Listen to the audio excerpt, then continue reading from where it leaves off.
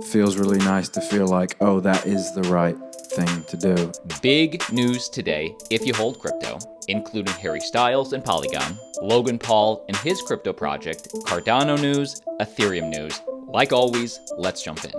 Harry Styles' concert app takes fans in more than one direction with blockchain rewards. And Polygon holders are loving this because earlier this month, British pop star and former One Direction band member Harry Styles played a show at Slade Castle in Ireland. Fans were invited to use Events, the official event app for the concert, and were able to open up a self-custodial digital wallet. The app linked with Co-Create, a Web3 infrastructure company, and powered the experience via its API that connects through Polygon, a well-known ETH sidechain. And now how many of the Harry Styles fan base were then onboarded onto Polygon to claim the NFTs? Well, Kim O'Callaghan, founder of Events, told CoinDesk that 5,000 of the 80,000 fans in attendance claimed wallets through the app, which garnered over 100,000 unique interactions. So basically 1/16th, which I'll take it.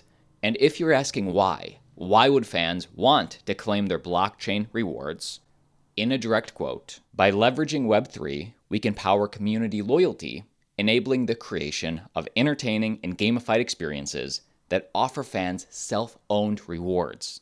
Fans can now be recognized and rewarded for their dedication and engagement with their favorite artists, and everything they do at a show can be part of an integrated, gamified, and cohesive experience. And while Harry Styles brings in the adoption, the innovation on Polygon is still happening. Polygon proposes architecture for Polygon 2.0, including aggregator bridge.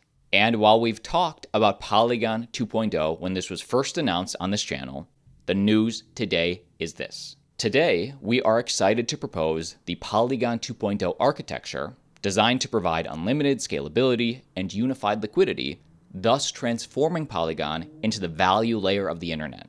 The Polygon 2.0 architecture consists of 4 protocol layers, each enabling an important process within the network. So we have the staking layer, the interop layer, the execution layer, and the proving layer. And of course, what this means to you as a MATIC holder, it's just cool to see the optimizations of this network taking place. And as you know from last week, Cardano founder Charles Hoskinson went hunting for aliens and UFOs, at least their tech.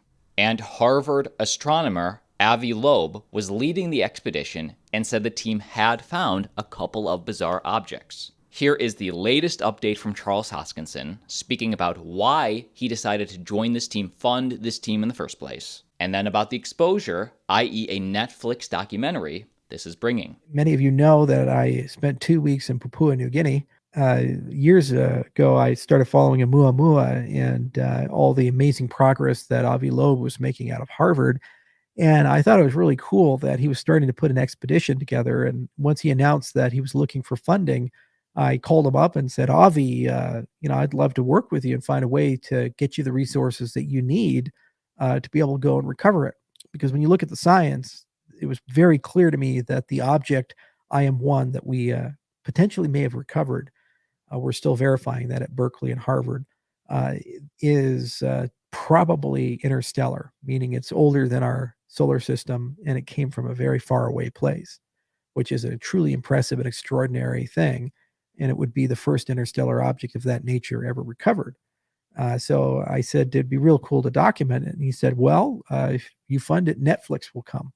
So Jason Cohn from Netflix actually traveled with us, and they're doing a 90-minute documentary on our quest to Papua New Guinea. So hopefully that comes out soon. These things, if you look at the ratings, usually have about 50 million people who watch. Avi Loeb was also on the Joe Rogan Experience.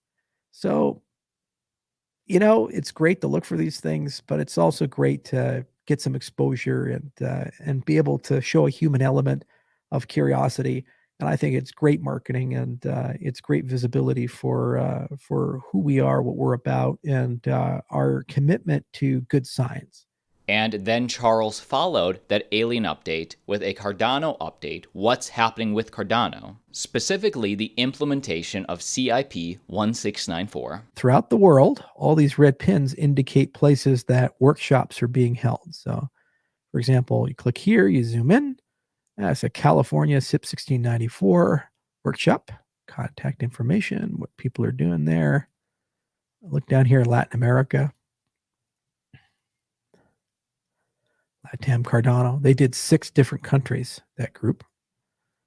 Africa. Boop. Look at that. Wanda Global with Mercy. She did one in Ghana. And then we did one in Kenya over here. It's actually Addis Ababa in Ethiopia. Kenya's a little bit over there.